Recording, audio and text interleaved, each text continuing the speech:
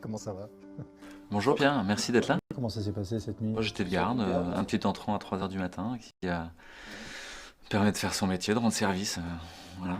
Et d'être anesthésiste réanimateur de garde en période de Covid, Là tout c'est de plus suite à Marseille, en compliqué, fait, ouais. en termes d'épidémiologie Covid, on est assez stable en fait depuis la deuxième épidémie. Il n'y a pas une grande remontée du nombre de patients. Et moi je suis dans une réanimation de deuxième ligne. Ça veut dire quoi? C'est-à-dire que pour le moment, en fait, on n'a plus qu'un patient qui est anciennement Covid et qui est là depuis déjà plus d'un mois et demi. Et qui a été très grave, qui met du temps à s'en remettre, qui va s'en remettre probablement, enfin je le souhaite et on fait tout pour. Euh, mais on n'a pas eu de nouveaux patients. Au sein de la Timone, qui est l'hôpital qui est juste à côté, qui est en première ligne, il commence à y avoir des nouveaux patients, mais pour le moment, c'est pas, il y a pas, on n'est pas submergé ni rien. Donc, moi, je suis très reconnaissant à l'hôpital. Je sais que je suis sur une ligne rouge en permanence vis-à-vis de l'hôpital, vis-à-vis de l'ordre des médecins. Donc, il faut que je fasse la flatterie qui va bien pour pouvoir continuer à parler. Mais je le pense vraiment. C'est-à-dire que à la fois l'ARS, à la fois l'hôpital, à la fois les soignants font vraiment tout ce qu'ils peuvent. Sauf qu'on arrive à un moment où il y a une sorte de burn-out, quoi, où les gens en ont marre, là. Ils en ont simplement marre, en fait. Ils ont envie de parler d'autre chose que du Covid. Et ça conduit à des choses un peu étonnantes. C'est-à-dire que tu peux avoir des chaises de service qui, en fait, perdent les pédales, en fait. En pas de nerfs, là. Passent à la radio et disent ah, c'est une catastrophe, le variant anglais, etc. Ils sont en train de trembler de tous leurs membres, alors que pour le moment, il se passe rien. Si tu veux, c'est de la projection sur le futur. Et surtout, tout est prêt, en fait. On a le matériel, on a les équipes, mais c'est vrai que l'hôpital est très maltraité depuis bien des années, depuis plus de 15 ans en fait. On a enlevé 96 000 lits en 15 ans d'hospitalisation dans une idéologie néolibérale mondialiste où il s'agissait de détruire l'hôpital public. Euh, et puis pour les réanimations, c'est pareil, on a diminué les dotations progressivement en matériel, en personnel, on a diminué le nombre de lits. C'est pas vrai ces 2 dernières années, on a été resté à nombre de lits stables, mais ça fait que le système est en tension de manière chronique en fait. Il est en tension de manière chronique aussi parce que on est dans une logique de rentabilité systématique. Il s'agit de faire une industrie de production et de consommation de biens et services de soins. Et une industrie rentable, évaluée, en flux tendu. Et donc les réanimations sont toujours pleines en fait en hiver. Et si ma réanimation n'est pas pleine, en fait on va m'expliquer qu'on va m'enlever des infirmiers. Donc il faut qu'elle soit pleine. Quitte à prendre des gens qui sont trop graves, quitte à prendre des gens qui ne sont pas assez graves, quitte à garder un peu plus longtemps des gens qui auraient pu sortir plus vite. Le tout c'est qu'elle soit pleine. Euh, et donc on arrive à une sorte d'extraordinaire banalité du mal, c'est-à-dire les gens qui sont aux manettes veulent juste que les trains arrivent à l'heure, comme dans l'histoire de Hannah Arendt, d'Eichmann à Jérusalem. L'histoire de Eichmann, c'est un dignitaire nazi qui est en charge de la logistique des trains, et il s'en va en Argentine après la guerre, il s'enfuit, comme beaucoup de nazis, et il est rapté par Tsahal dans les années 60 pour faire un procès retentissant à Jérusalem et montrer que le nazisme c'est le mal. Et donc il y a un procès qui se fait à Jérusalem avec les caméras, avec les médias, avec les journalistes, et en pleine lumière. Et plus les juges interrogent Eichmann, plus au fur et à mesure des interrogatoires, ils se rendent compte qu'il n'est pas vraiment méchant en fait. C'est juste un pauvre type, juste un abruti quoi. Et il le dit lui-même. Moi j'étais en charge des trains, je voulais juste que les trains arrivent à l'heure. Et il ne regarde pas où vont les trains. Et Hannah Arendt, elle a cette phrase qui est comme une déflagration dans l'histoire de la philosophie morale. Elle parle de l'extraordinaire banalité du mal. Aujourd'hui, on a des directeurs d'ARS, on a des directeurs d'hôpitaux, on a des chefs de service qui sont dans l'extraordinaire banalité du mal.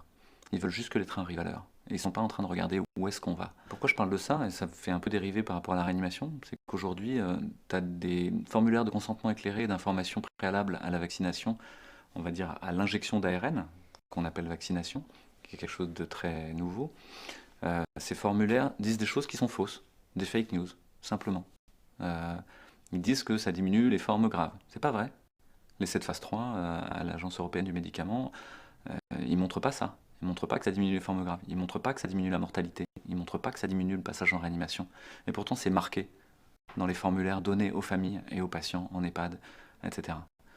Et c'est marqué aussi dans ce que nous envoie l'ordre des médecins. Et donc, on a tout plein de gens qui, par une espèce de dogmatisme pro-vaccinal et par peur, en fait, par peur et précipitation, mettent en place des mensonges, mettent en place une C'est extraordinaire fou banalité ça. du C'est mal. dans ces documents-là.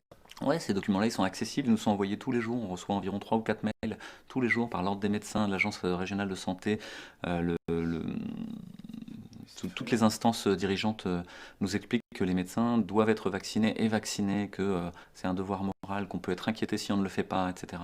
Il y a une pression qui est très très importante. Finalement, en réanimation, c'est pareil. Tu as des gens aujourd'hui qui prennent des patients et qui ne regardent pas l'ensemble de la big picture, quoi, de qu'est-ce qui se passe. Et donc, ils vont se concentrer sur leur petit domaine de compétences, qui est d'essayer d'optimiser la réanimation. Et ils le font souvent très bien, hein. Je veux dire, j'ai pas de critique là-dessus du tout, au contraire, je suis plutôt admiratif de ce qui est fait. Mais ils vont pas réussir à voir que finalement, pour traiter le Covid, il vaudrait mieux se mettre en amont.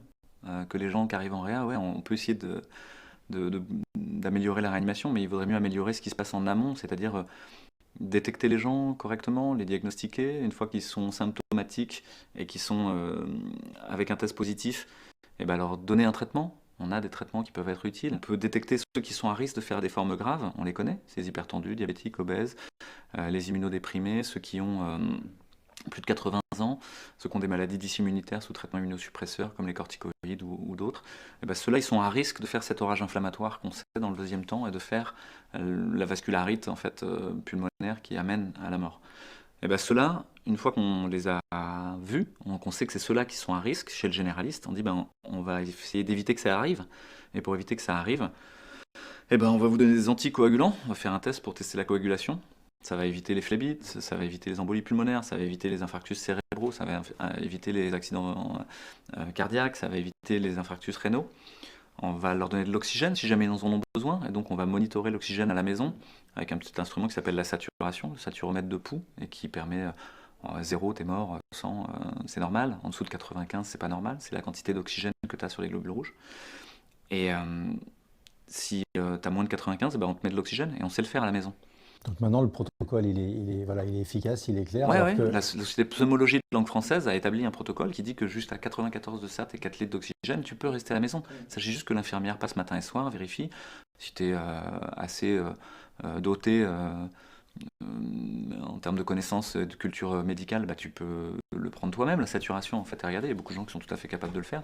Et si tu arrives à moins de 94 de SAT et 4 litres, ou si tu es essoufflé, etc., et pouf, tu pars directement via une infirmière coordinatrice et un réseau de soins bien fait en ville vers un service Covid.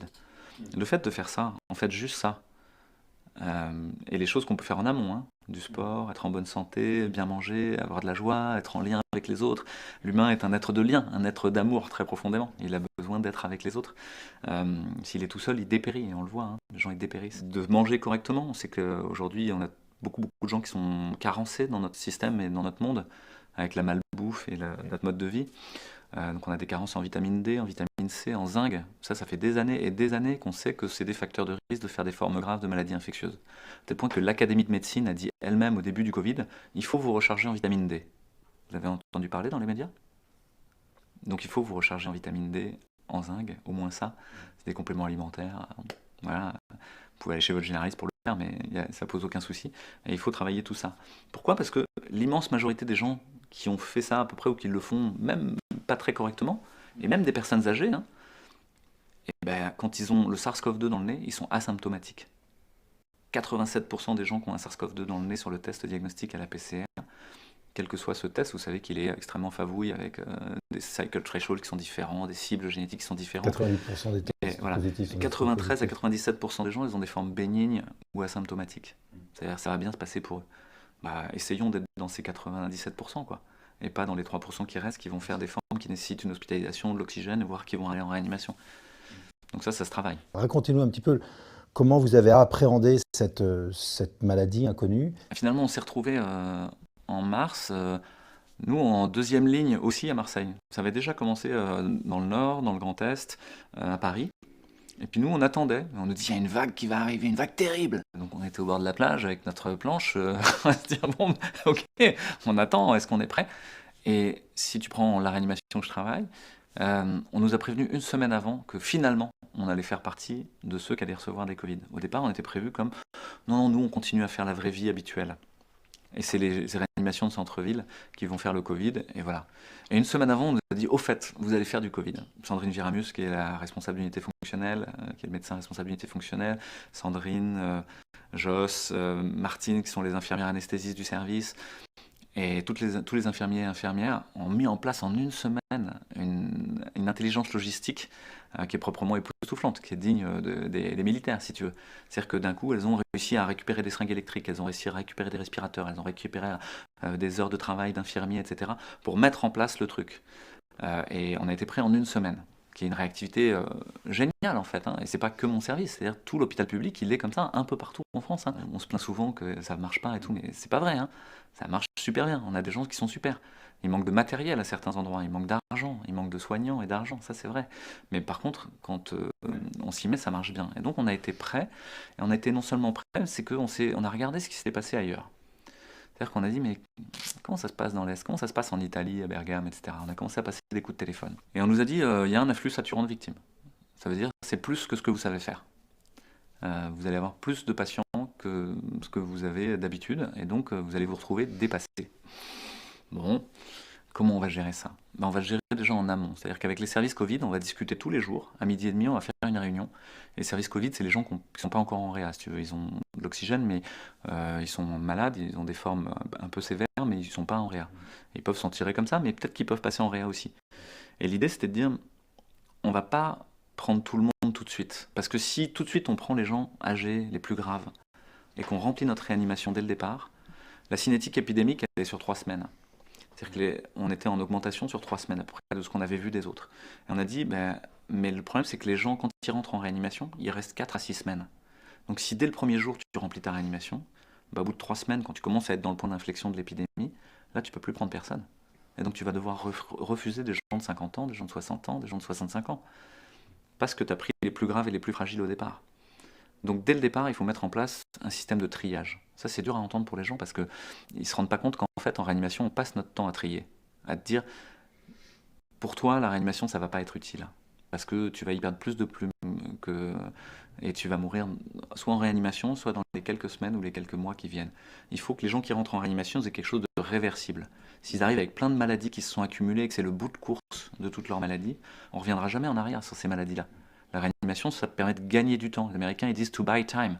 On achète du temps à coup de respirateurs, à coup de noradrénaline, à coup des machines d'épuration extra-rénale. Mais on ne fait jamais que gagner du temps. Et on laisse le corps se défendre, on laisse la maladie se calmer, on laisse les antibiotiques, les antiviraux faire leur travail, et puis on passe un cap. Donc la réanimation, elle est faite pour passer un cap. Et donc on a discuté avec les services Covid pour dire, ben, on va prendre tous les dossiers un par un, et on va regarder est-ce que ça vaut le coup. C'est difficile à arbitrer ça, c'est quelque chose où ça frotte quoi, à l'intérieur. Parce que tu te dis, mais est-ce que vraiment là, je fais le bon choix? Et donc c'est bien de le faire à plusieurs, c'est pas quelque chose qui se fait tout seul. Et on s'est tous mis autour de la table en fait. Et ça a soudé l'hôpital aussi, les médecins avec les réanimateurs, tous ensemble. Et à essayer de faire le mieux, en tout cas de faire le moins mal. Et de dire, mais on va pas dire toi tu rentres pas en réanimation, on va dire on te met sous le dessous de la pile, t'es pas prioritaire. 88 ans avec un traitement immunosuppresseur, un cancer métastatique, un Alzheimer en EHPAD. Bah non, en fait, c'est pas toi qui es prioritaire, quoi. On doit attribuer des moyens limités à une population qui est plus grande. Bah, il faut faire un choix. Et on n'a pas de regret sur les choix. Moi, j'ai un seul regret.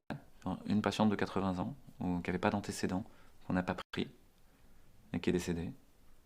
Et où je me dis, bah, est-ce que si on l'avait prise, elle aurait passé le cap et encore quelques années à vivre? Donc ça continue, ça te poursuit après, en fait, tu y penses encore. On en parle encore, même avec les médecins avec qui on a fait ce choix-là de triage, parce qu'il n'est pas du tout anodin. Voilà, enfin, donc ça m'émeut un peu de parler de ça. Hein. Euh, et on prend les gens et on essaye de prendre soin d'eux. Comment on peut prendre soin d'eux? C'est d'essayer de d'abord ne pas nuire. C'est vraiment un principe à pas oublier en médecine et en réanimation proprement dite, parce que la réanimation, c'est une descente aux enfers pour les patients. D'avoir des tubes dans la gorge, un tube dans le cou, une cathéter artérielle, une sonde urinaire, une sonde gastrique qui rentre dans l'estomac, des scopes avec des bip bip toutes les 2 minutes dès qu'il bouge, un respirateur qui fait bip bip bip chaque fois qu'il respire pas comme il faut. En fait, c'est une descente aux enfers. Dont tu vas sortir moins bien, tu vas perdre que ce que tu étais avant. Tu vas perdre des plumes. Et donc, il faut essayer d'éviter au maximum cette descente aux enfers parce que, en plus, plus tu mets de thérapeutiques de réanimation, plus elles ont des risques, plus elles ont ce qu'on appelle de la iatrogénie, c'est-à-dire des effets secondaires induits par les traitements que je mets en place. Quand tu commences à endormir complètement quelqu'un avec des sédations très très lourdes, euh, par des morphiniques, des hypnotiques, et ben en fait ces morphiniques ils sont immunosuppresseurs. Donc ils vont faire qu'après tu vas peut-être faire encore une pneumonie nosocomiale bactérienne en plus de ton Covid, que tu vas te dénutrir, tu vas avoir du mal à assimiler la nourriture qu'on te donne. Pareil, tous ces tuyaux qu'on met, bah, ils risquent de surinfecter. Donc tu vas faire une infection sur cathéter, tu vas faire une infection urinaire sur la sonde urinaire. Et donc il faut essayer de mettre le moins de iatrogénie possible. Et dans cette maladie particulièrement, tu me demandais quel protocole on nous a donné. C'est pas la Haute Autorité de Santé ni rien, c'est les sociétés savantes. On en a deux en fait, la SRLF, la Société de Réanimation de Langue Française, et la SFAR, la Société Française d'Anesthésie Réanimation, et qui sont chapeautés par des chefs de service parisiens souvent, ou qui sont des leaders d'opinion, euh, et dont il serait intéressant que les journalistes aillent voir s'ils ont des conflits d'intérêts avec l'industrie pharmaceutique, parce que la SFAR est une chance pour nous, elle fait des protocoles, elle nous aide au niveau juridique, enfin, c'est une société savante qui est très très active, mais elle n'est pas exempte de conflits d'intérêts, clairement. Donc le protocole a été contre-productif, quoi, Ouais, qu'on et vous le a donné. protocole qui nous a été donné était, en fait, c'est très contagieux et il faut que les soignants se préservent. Et donc il faudrait surtout pas que vous vous fassiez cracher à la figure, etc. Donc mettez des masques FFP2, équipez-vous, mettez des combinaisons. Enfin, c'est allé jusqu'à une sorte de délire où on a dit c'est comme Ebola, quoi. Sauf que c'était pas Ebola. Il faut se protéger, bien sûr, mais il n'y a pas besoin d'en faire des tonnes et des tonnes. Mais il y a des gens qui sont rentrés dans une sorte de paranoïa où ils en ont fait des tonnes, quoi. Ils avaient des espèces de masques, de plongée pour intuber, etc. Enfin bon, voilà, un masque FFP2, une visière ou des lunettes au-dessus, ça va. Il y a personne qui a été malade chez nous, et pourtant on a intubé des gens. C'était aussi le postulat qu'on ne peut pas laisser le malade vous crachouiller à la figure comme ça pendant des jours parce que c'est trop risqué. Donc il faut l'intuber tout de suite. Alors même qu'il n'y aurait pas forcément besoin, parce qu'on a d'autres techniques qui sont moins invasives, qui peuvent amener beaucoup, beaucoup, beaucoup d'oxygène, ce qu'on appelle l'oxygénothérapie à haut débit, c'est des lunettes d'oxygène où on peut aller jusqu'à 50 litres d'oxygène pur. On peut pousser très très loin l'oxygénation, avec le patient qui reste réveillé, qui reste coopérant, qui continue à essayer de manger, qui continue à faire ce qu'il peut. Alors il en chie, entre guillemets, c'est pas facile, mais au moins on va pas lui faire la iatrogénie de l'intuber, parce qu'une fois que tu l'intubes, pour qu'il supporte ça, eh ben, tu vas devoir le sédater. L'intubation elle-même et la ventilation mécanique, c'est-à-dire le respirateur qui sont au bout, ont toutes aggravé les patients. Ça, on s'en est aperçu très rapidement. Et avec les témoignages des autres réanimations du Grand Est, de l'Italie et du Nord, ils nous l'ont dit en fait. Quand on les intube, ils sont encore plus graves et on ne sait pas pourquoi, on ne comprend pas très bien. C'est pas un SDRA comme d'habitude, c'est pas une atteinte pulmonaire comme on a l'habitude. Effectivement, c'était différent, c'est une maladie qui est Donc différente, vous c'est avez une changé le vascularité. protocole Et vous-même. donc, nous, on a nous-mêmes décidé de faire autrement. Par exemple, il n'y avait pas d'humidificateur réchauffeur sur les respirateurs. Ça fait que tu mets un petit filtre pour que l'air que respire le patient dans son tube d'intubation va être humidifié et réchauffé. Là, ils ont dit qu'il ne faut pas mettre les cocottes, qui sont des évaporateurs d'air chaud, parce que ça risque d'être trop humide et ça risque de faire des gouttelettes qui risquent de vous contaminer. Sauf que ça a fait des bouchons dans les sondes. Il y a des gens qui d'un coup se sont mis à s'étouffer sur le respirateur, qu'on n'arrivait plus à ventiler, qu'on a dû extuber en urgence et réintuber en urgence la nuit, parce que ça a été trop sec les sécrétions qu'il y avait dedans. Des trucs qu'on n'avait pas vus depuis 15 ans, parce que les humidificateurs réchauffeurs, maintenant, on les utilise tout le temps. Et donc on s'est dit, mais il ne faut pas faire ce qu'ils nous disent. On a remis des humidificateurs réchauffeurs. On nous a dit, il ne faut pas faire d'aérosols non plus. On a dit, si, on va faire des aérosols quand même, s'ils en ont besoin. Ils nous ont dit, il ne faut pas faire de cette oxygénothérapie à haut débit. Puis on s'est rendu compte qu'en fait, il y a des gens, quand on les laissait sous oxygénothérapie à haut débit, ça se passait bien. Ils n'étaient pas très dyspnéiques. Et en fait, il y en avait presque, même plus de 50% qui passaient le cap sans avoir besoin d'être intubés. Et puis en 5 à 10 jours, beaucoup plus vite que les 4 à 6 semaines que je t'ai dit quand ils étaient intubés. Et donc ça permettait d'évacuer tout plein de patients pour en reprendre d'autres. Alors la question, est-ce que votre expérience de terrain, en quoi votre expérience de terrain a-t-elle pu faire changer les protocoles qui venaient d'en haut? On ne peut pas faire changer les protocoles qui viennent d'en haut. On est dans un système. Essayer de faire changer un protocole de la HAS actuellement, c'est pas possible. Et je pense que le système pyramidal de la médecine, qui met en place des leaders d'opinion qui sont en fait paranoïaques, c'est-à-dire ils veulent imposer aux autres leur vision du monde, et ils sont pas capables de recevoir comment est le monde, et qui sont en plus des gens qui sont souvent plus vraiment sur le terrain, c'est-à-dire ils passent leur temps à publier des études, à être dans des congrès, des choses comme ça, mais ils n'ont pas de contact avec les patients, c'est-à-dire ou peu. Euh, Parce qu'ils sont pris soit par choix, soit parce que le système les met là-dedans. C'est-à-dire qu'ils sont pris dans le management, dans le recrutement d'infirmières, dans le fait de se mettre en conformité avec ce que demande la HS. Il y a plein de raisons, si tu veux, à cette espèce de corruption systémique. C'est pas les gens individuellement qui sont profondément méchants, je pense. Il y en a peut-être, mais je crois pas. Je pense qu'il y a une sorte de présomption, d'orgueil, déjà, ça c'est clair et net. C'est-à-dire que tu ne vas pas recevoir d'un petit médecin au lit du malade comment il faudrait faire. Il faut qu'il publie dans une étude randomisée, etc. Donc une sorte de dogme scientiste et qui voit la méthode comme le seul moyen d'aller vers la vérité et qui dit mais non, en fait, le contact avec le réel, ça, c'est pas un moyen d'aller vers la vérité. Sauf que moi, je pense que c'est pas vrai et que surtout en phase épidémique, si on parle d'épistémologie, c'est comment on fait le savoir. En phase épidémique, toute la méthode de notre evidence-based medicine et de comment on fait les études, elle tombe, elle n'est pas efficace, elle ne marche pas. On a bien vu, en 3 mois, on n'a pas réussi à nous dire quel traitement antiviral pouvait fonctionner avec l'evidence-based medicine standard. Et par contre, là, on revient à les gens au lit du malade, ils te disent ce qu'ils vivent, et ça, c'est intéressant. Et on va confronter tous ces points de vue-là, et c'est intéressant. On a essayé de faire remonter ces idées-là. Je t'ai dit, on a fait des tutos, on s'est appelé entre médecins. Et il y a beaucoup de choses qui ont bougé. Finalement, il y a plein de réas qui ont bougé et qui ont fait les choses différemment et qui ont beaucoup amélioré la prise en charge. Et paradoxalement, c'est les réas les plus prestigieuses, entre guillemets, qui avaient le plus de matos, qui avaient les chefs de service les plus prestigieux, qui n'ont pas réussi à changer d'idée.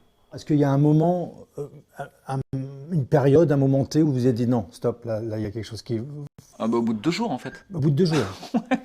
Tu as une maladie que tu connais pas, tu vas passer ton temps dans la chambre à essayer de comprendre, à regarder les bilans, à regarder comment est le respirateur, qu'est-ce qui se passe, à reprendre l'histoire. Il y a une curiosité en plus, il y a une espèce de saveur à découvrir quelque chose. Les médecins, ils aiment ça, de comprendre une maladie. Il y a un côté un peu stimulant.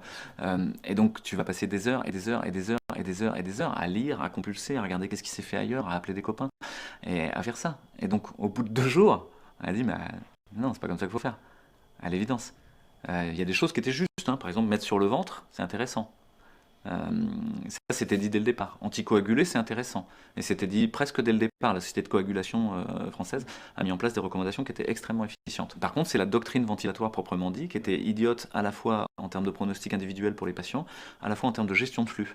C'est-à-dire qu'une fois que tu as rempli ta réa de gens qui sont ventilés, etc., sur le ventre, c'est daté lourdement, qu'en fait ils sont hyper graves et tu les as tous rendus hyper graves en faisant ça, bah, tu peux pas vidanger, tu peux pas prendre des nouveaux patients. Donc c'était idiot en termes de gestion de flux. Et donc on a changé notre fusil d'épaule. Et ça aussi où bah, finalement tous ceux qui ont voulu changer leur fusil d'épaule, en réa on fait bien ce qu'on veut. Hein. Si on voulait faire de l'hydroxychloroquine, on en faisait. La réa a cette chance, c'est que comme les patients sont très graves, globalement on fait ce qu'on veut. Donc on a une certaine liberté.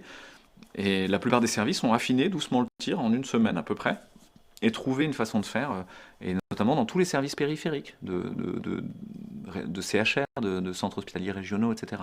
C'est plutôt dans les zones où il y avait à disposition certaines techniques comme l'assistance respiratoire extracorporelle, l'ECMO, c'est-à-dire tu prends du sang, tu le fais passer dans une membrane de décarboxylation et d'oxygénation, il chante le poumon en fait, hein, et il repart dans le sang. Ça va, c'est un peu compliqué, mais ça sert à une sorte de poumon artificiel, si tu veux. Sauf que ce truc-là nécessite d'avoir des tuyaux gros comme ça, en fait, dans l'artère et dans la veine, et que ça provoque un nombre de complications très très important. Et que c'est une technique qui se développe depuis 15 ans, mais qui n'a pas montré, hormis chez des sujets très jeunes avec des formes très graves, où on n'a rien d'autre à se mettre sous la dent, qui n'a pas montré que ça améliore le pronostic. Pour le moment, c'est pas au point, quoi, on va dire, même si c'est séduisant. Sauf qu'il y a des services qui ont cette technique-là à disposition. Nous, par exemple, on ne l'a pas. C'est-à-dire qu'il faut qu'on appelle une autre équipe qui vient installer. Donc on va pousser très loin l'hypoxémie avec des techniques beaucoup plus standards. Et en fait, les patients, ils allaient mieux avec les techniques standards. Ceux qui ont l'ECMO, en fait, ils vont pas bien. Et, sauf que dans les services d'expertise de centre-ville où ils ont l'ECMO, bah, peut-être qu'ils l'ont mis un peu par excès, ou en tout cas ils sont restés dans leurs indications habituelles, mais il y a eu beaucoup de casses, quoi. L'autre chose que je peux dire, c'est que ces services parisiens, à leur décharge, ou bien on va dire de référence, c'est des gens qui reçoivent aussi les malades les plus graves. Et donc ils ont une létalité qui est plus importante que d'autres services, parce qu'ils ont aussi le recours de ce qui arrive ailleurs. Voilà.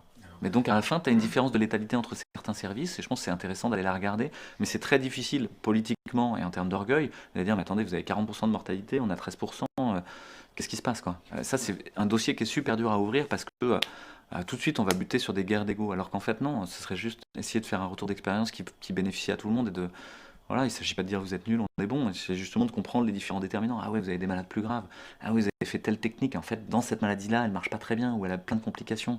À partir de quel moment, ou quel a été le moment qui fait que le docteur Louis Fouché est devenu un résistant au système? Ah oui, ça c'est encore autre chose. Et est entré en résistance, on va dire. Est-ce qu'il y a eu une accumulation de faits, une accumulation de faits complètement contradictoires, de non-sens, qui ont fait qu'à un moment donné, il faut dire, il faut y aller, quoi. Il faut y aller, il Ouais, faut mais c'est prendre pas des lié à la risques, il faut pratique prendre... c'est pas lié à la pratique de la réanimation, enfin, Non, pas c'est pas lié à la directement. pratique. C'est Je suis d'accord. plutôt, il y a eu Non, mais une c'est pour ça tension qu'on de sort. plus en plus croissante entre le discours et la narration officielle, médiatique et gouvernementale, en disant on va tous mourir, il y a plein de cas, il y a un déferlement de malades, c'est terrible et on meurt tous. Et puis nous, ce qu'on voyait dans le service, c'était que, bon, voilà, bon an, mal an, on y arrivait, les gens qui mouraient, c'était des gens qui, voilà, étaient très graves déjà avant, avaient plein de maladies chroniques. Bon, donc on trouvait pas ça fou, si tu veux.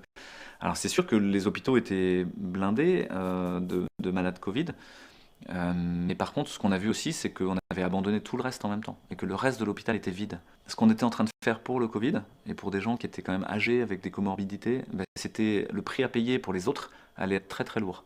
Parce qu'au bout de 3 mois où en fait tu ne reçois plus aucun infarctus, tu ne reçois plus aucune coloscopie diagnostique, tu ne reçois plus aucune leucémie, lymphome, etc.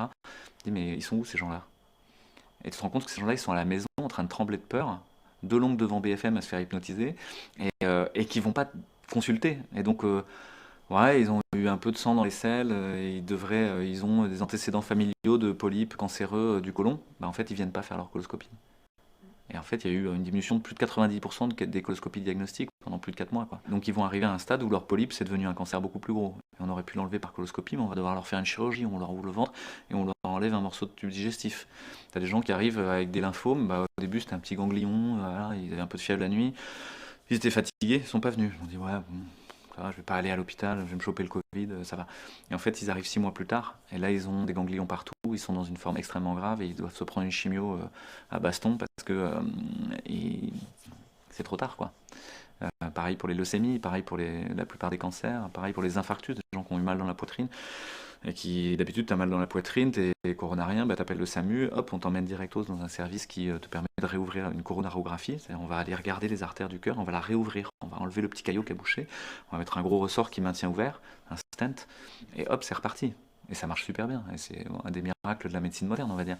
Et bah d'un coup, il y a des gens, ils ont dit, ah, j'ai mal à la poitrine, ça va passer. Et effectivement, ça passe. On a une idée du nombre de personnes qui sont décédées à cause de ces mesures, justement, par faute de soins Alors, ou par blocage. ouais, Ils n'ont pas eu accès aux soins. Est-ce c'est qu'on a intéressant. une idée un petit peu Les effets collatéraux, quoi, on des va effets appeler ça, collatéraux, hein. absolument. Les effets collatéraux, ils sont ce que je te dis, mais ils sont aussi psychiatriques, psychologiques, économiques, sociaux, etc., hein. Donc là, si on reste que sur le champ sanitaire, il y a aussi tout le côté psychologique, psychiatrique, avec le risque suicidaire, le risque de dépression, le risque d'état anxieux généralisé.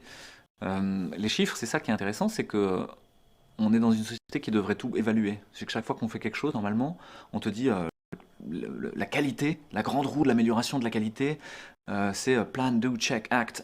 C'est check, ça veut dire évaluer et ensuite faire un feedback et essayer d'améliorer les choses. Sont où les évaluations de tout ça? Il y a des évaluations en Angleterre qui montrent qu'il y a plus de 300 000 morts liés aux effets collatéraux du Covid, qui n'ont pas à voir avec le Covid. T'entends tous les jours dans les médias, enfin pas beaucoup dans les médias mainstream, mais dire ce serait bien qu'on sache qui est mort avec le Covid, qui est mort du Covid, qui est mort de autre chose que le Covid, pour essayer de faire la part des choses dans cette surmortalité induite. Parce que si la surmortalité, c'est les cancers, les infarctus, tout ce dont je t'ai parlé, c'est-à-dire qu'on a pris la proie pour l'ombre en fait. On s'est complètement gouré. Donc aujourd'hui, moi je ne sais pas te dire en termes de data stricte ce qui se passe, mais c'est quelque chose qui a été rapporté par tous les praticiens de terrain que je connais, en cancérologie, en chirurgie, Quelle est la chose qui vous a le plus révolté dans cette crise? la narration de la peur et de la culpabilité. Et une scansion traumatique, en fait, médiatique et gouvernementale, consistant à dire à tous les jours taper, tac, il y a tant de morts, il y a tant de cas, sans préciser ce que c'était que les cas, sans préciser ce que c'était que les morts, à maintenir les gens dans la peur, mais vraiment hein, de manière volontaire, dans une narration qui, moi, m'a rappelé ce qu'on fait en hypnose conversationnelle, donc des techniques de manipulation, on pourrait dire, qu'on utilise au bloc opératoire. C'est toutes les mêmes techniques. Et je me suis rendu compte que ces techniques d'hypnose qu'on utilise au bloc opératoire, mais de manière bienveillante, en respectant l'écologie de la personne, là, ils les utilisaient de manière malveillante, à des fins de prise de pouvoir. Et que finalement, on était face à des gens qui maintenaient le fait de te taper dessus tous les jours et de te menacer, et qu'on était comme mis dans la position d'enfant battu. C'est-à-dire qu'à la fin, le père, il n'a même pas besoin de taper son enfant. Il lève juste la main. Vous risquez d'être confiné, hein. Oh là, ok, oui, on va se faire vacciner, hein. Et il n'y a même plus besoin de taper fort, en fait. D'autres techniques, donc ça, c'est l'idée du traumatisme pour pouvoir rentrer dans le cerveau de quelqu'un. Ça veut dire quoi? C'est-à-dire qu'il y a plusieurs types d'inductions hypnotiques. Des inductions douces, lentes, basées sur des techniques utilisant le visuel, auditif, kinesthésique. Puis tu as des inductions brutales qui sont comme une agression en fait. Quand tu te fais agresser, en fait, tu es en phase d'hypnose. C'est-à-dire que tu es mis dans une situation où tu ne sais pas comment réagir. Tu n'as pas été entraîné, si tu fais pas de Krav Maga ou je sais pas quoi, tu n'as pas été entraîné. Et donc, tu vas te retrouver comme un lapin dans les phares. Et c'est l'autre, celui qui t'agresse, qui va te dire comment tu dois réagir. Et ça fait qu'il y a des gens qui se font violer, des gens qui se font agresser, et qui repensent après, qui disent mais j'aurais dû réagir. Et ils n'ont pas pu réagir. Parce qu'en fait, le fait de te mettre dans une situation complètement incongrue te met dans une situation où tu n'as pas de chemin synaptique qui permet de répondre. Et donc tu restes tétanisé. Et là, ça fait une brèche dans ton cerveau, et celui qui est en train de te raconter une histoire, il va pouvoir y mettre ce qu'il veut. On a déjà cette expérience. Tout le monde se souvient du 11 septembre 2001. Tout le monde se souvient des avions dans les tours. Et tout le monde a accepté ensuite qu'on lutte contre le terrorisme au prix d'avoir des caméras dans les rues, d'avoir des gens en armes avec un plan sentinelle ou je sais pas quoi, Vigipirate écarlate depuis 15 ans. On n'a jamais évalué combien il y avait réellement eu de morts, même si c'est très triste, hein, je veux dire, mais combien il y avait réellement eu de morts par le terrorisme. Là, on t'a dit il y a plein de morts, c'est un virus qui vient de nulle part. On t'a mis dans la confusion. On t'a dit allez au théâtre. Non, finalement, masquez-vous, ne vous masquez pas. Tout ça, c'est à l'évidence des techniques de confusion qu'on utilise en hypnose. Et donc c'est ça qui m'a le plus choqué en fait, c'est de me rendre compte que le gouvernement, les médias, étaient en train d'essayer de nous hypnotiser. Alors au début j'ai pensé que c'était de la maladresse ou quelque chose qui était de l'incompétence. Puis petit à petit je me suis rendu compte que non, ça pouvait pas être de l'incompétence parce que c'était extrêmement tissé, filé, c'est mondial. Et puis il y avait vraiment une narration, une scansion, c'est-à-dire c'était pas un plan qui se déroulait sans comme ça. Et ça m'a posé une question, mais pourquoi en fait? Et je reste toujours sur cette question, pourquoi en fait? Pourquoi Karaba est-elle si méchante dans Kirikou? Pourquoi le gouvernement voudrait-il notre mal? Il y a plein de gens qui butent là-dedans quand je discute avec eux dans la rue et qui n'arrivent pas à aller au-delà de ce mur de verre-là. Qui restent sur, mais pourquoi en fait? Non, c'est de l'incompétence, ils ont peur du procès, etc. Moi je pense qu'on est dans un déferlement totalitaire, qu'il y a la mise en place d'une tyrannie progressivement, et c'est ça qui me choque le plus. Alors, ouais, la France était peut-être devenue un pays ingouvernable, c'est ce qu'on disait souvent ces dernières années, etc. Mais est-ce que la réponse, c'est d'installer un ordre tyrannique, technosanitariste, qui nous emmène doucement, doucement vers le transhumanisme mondialisé souhaité par les Laurent Alexandre, les Attali ou tout ce que tu veux? Moi, ça me fait froid dans le dos, et ça résonne sur des choses qui existaient déjà en médecine avant. En médecine, ça fait des années qu'on nous parle du virage numérique. Et tu vois, dans nos services, plein d'ordinateurs, de l'investissement dans des logiciels, dans des trucs, et plus de soignants. Mais qui c'est qui soigne? C'est les gens, c'est les humains. C'est pas des ordinateurs, c'est pas des logiciels. Et donc c'est ça qui me choque le plus en fait. C'est qu'on se laisse emmener vers ce bout du chemin qui n'est pas souhaitable en fait, et qui ne profite pas à la santé des gens. Qu'avez-vous appris de cette situation et comment va-t-on en sortir? Alors en termes sanitaires, c'est une infection virale, ça passe quoi. Je veux dire, y a pas de... en termes de volume, il faut regarder en face la réalité. Les gens ils sont tétanisés de peur face à ce virus, mais en termes de létalité, de mortalité, c'est faible en fait. On est entre la 9e et 15e épidémie en termes de volume depuis 1945. Il y a 0,05% de mortalité, 0,5% à l'IHU, jusqu'à 2% de létalité en France. Ça aussi, on devrait ouvrir ce dossier-là, hein. Le dossier de la différence entre Bah ouais, pourquoi à l'IHU? Marseille Qu'est-ce qu'ils font de manière si différente à l'IHU de Marseille chez Raoult pour qu'ils aient 0,5% de létalité versus 2,3% sur France entière? Qu'est-ce qui est si différent? Et bon, c'est une vraie question. On peut faire un retexte là ou pas? On peut essayer de voir. C'est pas dire il y en a qui sont meilleurs que d'autres ni rien. C'est peut-être qu'ils ont trouvé des solutions qui sont intéressantes et dont les autres peuvent profiter. Donc oui, je pense qu'il faut souffler un grand coup quoi. Et s'il y a des épidémies les unes derrière les autres, bah, je pense qu'on va s'affiner, on sait de mieux en mieux faire. Par contre, il faut laisser faire, il faut laisser les médecins prescrire, hein. Faut utiliser la médecine générale, il faut parler de ce que je t'ai dit sur un protocole ambulatoire des patients, utiliser les protocoles ambulatoires comme le disent les frontline critical care doctors américains, parle de l'ivermectine, qui parle de protocole précoce en fait. Il faut affiner la filière de soins, améliorer la vidange des services de réanimation. Il faut peut-être augmenter la plasticité des services de réanimation, comme en Allemagne, où ils sont capables de déployer des lits de réanimation, puis de les fermer de manière assez souple. Nous, on n'est pas capable de ça. On a une trop grande rigidité administrativo-technique, on va dire, une espèce de technocratie administrative. Donc ça, au niveau sanitaire, on va y arriver, il n'y a pas de difficulté, quoi. Par contre, c'est au niveau socio-culturel, là, ça, c'est beaucoup plus lourd, là. Là, on est très malade. On est très malade parce que pour moi, l'épidémie, elle se déplie en un problème sanitaire, puis un problème social, puis un problème financier, puis un problème démocratique, puis un problème culturel, un problème artistique. Les artistes sont tous en train de mourir, on est en train de tuer la culture. Un problème scolaire sur l'enseignement. Qu'est-ce que c'est l'enseignement? On peut faire à distance, l'université, etc. Non, comment ça allait bien ou mal déjà à l'école avant? C'était déjà pas très malade. Un problème sur la violence légitime, les policiers. Donc, tu vois, toutes les crises sont imbriquées, elles étaient déjà là. Et on arrive à un point d'orgue. Un point d'orgue, moi j'ai dit dans certaines interviews que c'est comme à la fin d'un morceau d'opéra ou d'un concert. À ce moment-là, tous les chœurs reprennent tous les morceaux, toutes les parties du morceau. Et ça fait presque une cacophonie, c'est hyper fort. Ils chantent comme ça dans l'opéra. Puis tu as juste une toute petite flûte traversière qui joue les 7 notes de base du morceau. Puis il y a un moment où le chef d'orchestre fait ouf, et là ça s'arrête. Il ne reste plus que les 7 notes qui rejouent une dernière fois. Et ça, c'est le début des possibles. Pour moi, on est là-dedans. On est dans un effondrement. Et là, je rejoins les collapsologues. Moi, je suis plutôt collapsonaute. Je navigue l'effondrement, si tu veux. Je ne l'étudie pas, je le navigue, je le vis. On est dans un effondrement. Et cet effondrement, il est nécessaire et utile. Notre système va pouvoir faire autre chose. C'est cette autre chose et cet autre bout du chemin qu'il faut discuter. Est-ce qu'on veut le grand reset de Klaus Schwab et être dans un système d'économie mondialisé avec une crypto-monnaie dans lequel on a un revenu universel qui n'est pas le salaire à vie de Frio, qui est bien différent et qui fait de toi un esclave à l'infini des puissances financières, mais on aura optimisé ton expérience utilisateur de la vie, tu seras dans le confort, la sécurité. Si tu as le bon abonnement, il y a un hold-up du contrat social, il y a un rapt du contrat social unilatéral. C'est pas normal. Enfin, en tout cas, moi, c'est pas le monde dans lequel je souhaite vivre. Je souhaite plutôt plus de liberté, de fraternité, de remettre les gens en lien, de réfléchir à la chose commune.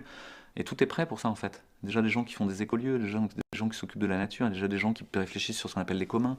Il y a déjà d'autres façons de réfléchir au système monétaire, sur la médecine préventive et intégrative. En fait, tout est prêt, si tu veux. Et donc, le grand arbre n'a qu'à s'effondrer pour qu'enfin il y ait de la lumière dans la forêt et que les petites pousses puissent se mettre à pousser. Donc, moi, j'ai plein d'espoir, je suis plutôt joyeux.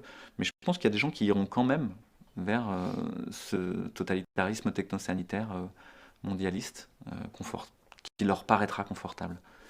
Mais voilà. Et l'autre chose, comment on peut en sortir? Moi, je vois d'un côté cette tyrannie qui cherche à s'installer, et de l'autre côté, et qui est extrêmement violente.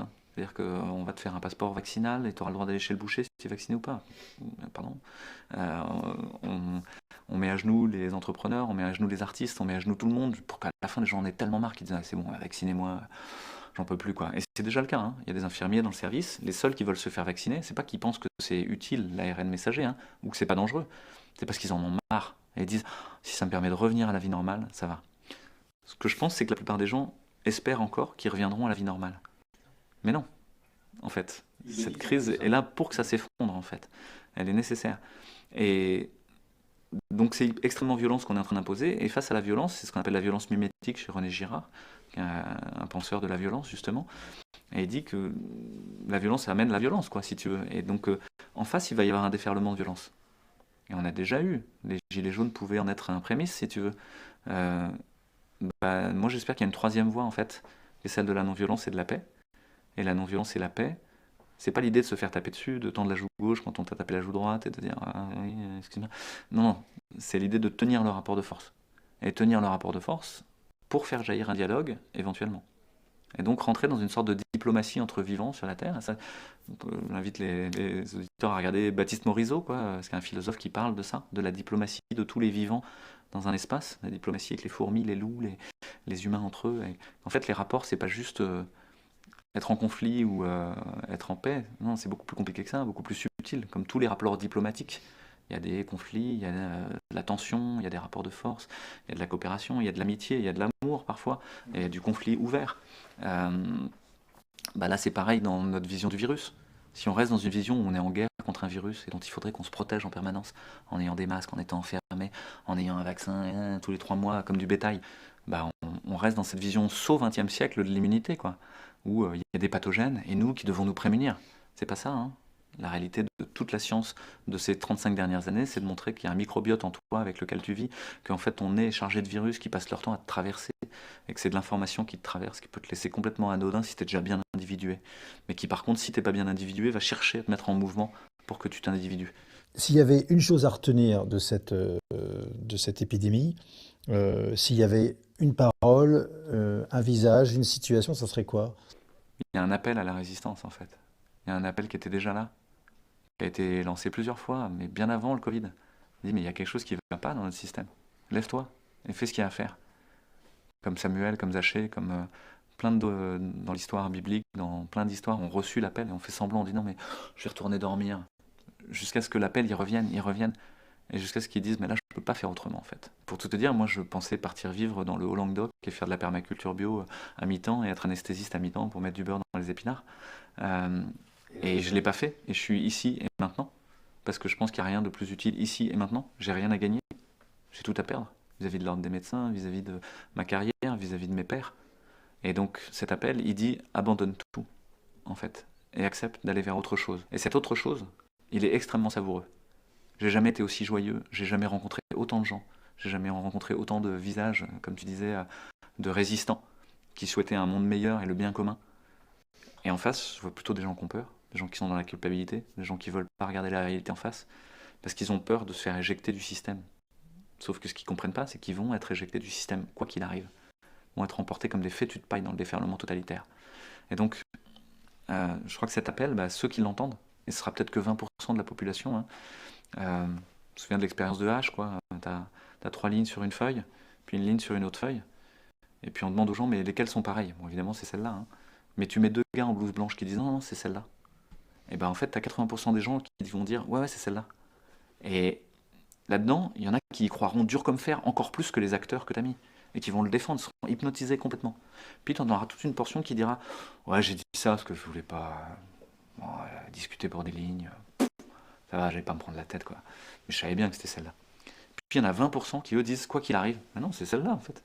Vous dites n'importe quoi. Et ils appellent ça les gardiens. Bah, je crois qu'on fait partie des gardiens en fait. Et les gardiens au début ils se font taper dessus. Et à la fin, ils gagnent. Donc il n'y a qu'à attendre, rester groupés, comme un pack en rugby, comme dans la route du contrevent de Damasio. Des gens qui marchent à contrevent comme ça, avec des morceaux de pierre qui leur viennent dessus, comme le Mistral quand finit pas à Marseille. Et ça va poncer jusqu'à l'os, le plus beau d'eux-mêmes. Bah, voilà, je crois que c'est ça qu'il faut faire. Il faut rester groupé, souffler sur les braises de ceux qui ont un doute. Ceux qui veulent rester hypnotisés, ils resteront hypnotisés. Et j'ai envie de dire, tant pis en fait. La chance leur a été donnée. Ceux qui pensent qu'il y a quelque chose qui ne va pas, ils peuvent mettre un nom dessus et ils n'ont pas besoin d'aller trop loin. Il n'y a pas besoin de penser que ça commence, je veux dire, à l'école en fait, de penser que tes enfants ne doivent pas avoir un masque. Ça n'a aucun sens. Ni scientifique, ni social, ni. Et puis la balance des bénéfices et des risques dit que non, ils ne doivent pas avoir un masque. Donc ça commence là. Et c'est ça dont il faut s'occuper. Et puis après, aller s'occuper des grandes puissances d'argent multinationales, de Bill Gates et tout. Ouais, on verra, quoi. Il y a peut-être d'autres gens qui s'en occupent et chacun sur son niveau, quoi. Tu répondrais quoi à des gens qui nous disent bah, attendez, la seconde vague, tous ces grands médias qui n'arrêtent pas de nous parler de la seconde vague, Ouais, une alors troisième vague maintenant. on a de la chance d'avoir la réalité de terrain. C'est-à-dire que si je prends moi à Marseille, il y a eu une deuxième épidémie. C'est-à-dire qu'à un moment, il y a à nouveau eu des patients qui rentrent en réanimation en service Covid. Mais de manière plus lente, plus échelonnée et moins importante en termes de volume Et c'était bien du Covid. immédiat. C'était un SARS-CoV-2 différent en termes de variants et c'était un tableau clinique un peu différent. C'est-à-dire que probablement la gravité était un petit peu plus importante et la nécessité de recours à une ventilation mécanique invasive, c'est-à-dire intuber les gens, leur mettre un respirateur versus oxygénothérapie au débit, était un peu plus importante. Et donc pour moi, il y a une deuxième épidémie, si tu veux. J'ai vu une deuxième épidémie dans la réalité de ce que j'ai vécu. Mais j'ai vu une deuxième épidémie mieux gérée, avec un maintien des soins habituels mieux fait, moins de dommages collatéraux, un affinement de notre pratique, euh, En revanche, sur les patients eux-mêmes, moi, j'ai pas perçu de différence. J'ai eu des malades qui étaient très graves avant, qui avaient déjà beaucoup de comorbidités. Certains de mes collègues ont dit en centre-ville, non, non, il y a des jeunes, etc. Je vois pas moi, c'est pas ce que j'ai constaté, et je vois pas statistiquement que ce soit vrai. Donc je pense que c'est des collègues qui ont un biais de recrutement, qui ont le regard braqué sur leur réanimation de centre-ville, où ils ont le recours. C'est-à-dire ils prennent des malades qui sont plus précieux, entre guillemets, que les autres. Mais j'ai pas constaté que ce soit vrai qu'il y ait plus de malades jeunes. Après, sur la troisième épidémie, bah là, on est à l'Agachon, on attend, on est encore au bord de la plage en train d'attendre. Je te dis, pour le moment, c'est pas arrivé réellement chez nous. Et est-ce que ça va avoir lieu? Bah voilà, hier, tu m'as demandé, hein, j'étais de garde, il y avait 4 places dans le service. On avait préparé des places, il y avait 4 places dans le service enfin, dans l'unité de soins continus qui est contiguë, qui fait partie de notre service. Bon, on est prêt en fait, et voilà, il n'y a pas d'angoisse quoi. Faut juste être pragmatique. Moi, ce que je regrette, c'est que les filières de soins en amont et les façons de soigner soient pas correctement faites. Parce que pour le moment, elles sont pas bien posées. Alors même que tout ce que je t'ai décrit sur la filière de soins bien posée, elle diminuerait là, on pourrait dire, bah, ouais, il n'y a pas de troisième épidémie, quoi. Donc tu as des petits chocs répétés. Moi, on les appelle vagues, épidémies, ça fait très peur, hein. Mais c'est des petits chocs répétés sur un système qui n'est pas résilient, qui n'est pas capable de s'adapter aux chocs. Et, euh, et avec des gens qui sont fatigués. Mais c'est tout, hein. Mais ça va, nous, l'ambiance est bonne, hein. Et sinon, tu aurais envie Est-ce qu'il y a une question qu'on t'a jamais posée à laquelle tu serais... Enfin, tu vois, euh, à laquelle tu aurais aimé répondre? Ouais, ouais, moi, j'aimerais bien questionner le rapport à la technique de notre humanité et à la remédiation technique. Comment je peux poser ça en quelques phrases? Euh, L'humain est un être qui souffre et il est fragile depuis qu'il est tout petit et qu'il sort du ventre de sa maman jusqu'à tout vieux et tout fatigué. Et pour cette souffrance, on l'accompagne. On l'accompagne de manière technique, c'est la médecine, les médicaments, la réanimation, ce que tu veux. On l'accompagne de manière sociale, des humains qui se serrent les coudes entre eux quand il y en a un qui va pas bien. Et puis de manière symbolique. Est-ce que ça veut dire quelque chose, cette souffrance, cette maladie, cette mort? L'hyperinflation de la remédiation technique a désinvesti les champs sociaux et symboliques. Ça ne veut plus rien dire d'être malade. Il faut juste passer au stand. Ça ne veut plus rien dire de mourir, à tel point qu'on ne t'enterre même plus pendant le Covid, que les gens n'ont plus de cérémonie. Au niveau social, tu veux aller voir tes proches? Non, non, il faut bosser. Il n'y a pas d'arrêt de travail si tu es malade. Si les autres sont malades, pour accompagner ta vieille maman ou je sais pas quoi, c'est pas fait pour en fait. Ça devient très difficile, ça te met en tension en tout cas. À l'inverse, si tu prends les gitans à Marseille, mais ils viennent à 200 quand il y en a un qui est malade. Ils sont à 200 dans le couloir. Ça, c'est admirable. Moi, c'est quelque chose qui m'a toujours impressionné, en fait. De me dire, mais c'est génial, quoi. Eux, enfin, ils prennent le temps de prendre soin de celui qui va pas bien. Bah, et si on prenait soin de celui qui va pas bien, en fait, vraiment, au niveau social, au niveau symbolique, et que la technique, on la mette à sa place. Parce que c'est pas parce que tu as eu un respirateur, de la noradrénaline, que tu souffres pas. C'est pas vrai, c'est une illusion. C'est pas parce que tu vivras jusqu'à 98 ans avec des dents toutes blanches comme un Américain et étant passé au stand toute ta vie de la remédiation technique sanitaire, que tu seras heureux et que tu ne seras pas en souffrance. Donc en fait, pour moi, c'est une voie de garage, cette idée de la remédiation technique à l'infini. Votre mot préféré, c'est quoi? Les gens souvent ils entendent concaténation, c'est le fait de mettre ensemble des choses. Et en fait, pour moi, c'est important. La clé de cette histoire, c'est de mettre ensemble les gens. Comme je t'ai dit tout à l'heure, de souffler sur les braises de tous ceux qui ont un doute et de les faire venir ensemble. Et que de ce nous, qui a un sens, puisse émerger des jeux, des étincelles individuelles qui portent plein de choses géniales. Un nouveau système d'agence France Presse, un nouveau système de soins et de médecine, un nouveau système, d'autres façons d'envisager la politique et le bien commun. Euh, donc ouais, mettre en lien, ouais. C'est intelligence, hein, c'est intelligere, quoi. Créer des liens entre les gens. Euh, mais je pense qu'il y a besoin d'une pratique, au-delà de toutes les projections qu'on peut faire. C'est juste revenir ici et maintenant. Et c'est une des chances du Covid. Ça nous ramène ici et maintenant. Tu peux plus projeter à 3 mois, est-ce que tu pourras partir en vacances? Tu peux plus projeter à 1 an si tu vas pouvoir acheter une baraque. Tu peux plus projeter rien du tout, en fait. Tu es tenu de revenir ici et maintenant. Hic et nunc. Et le présent est la porte. La pratique est la clé. La clé pour ouvrir la porte du présent et aller vers le bonheur intégral. J'ai jamais été aussi joyeux qu'aujourd'hui. Cette résistance, elle a permis de transformer la colère en courage, de transformer la peur en prudence, et tout est parfait. Et il y a encore du travail.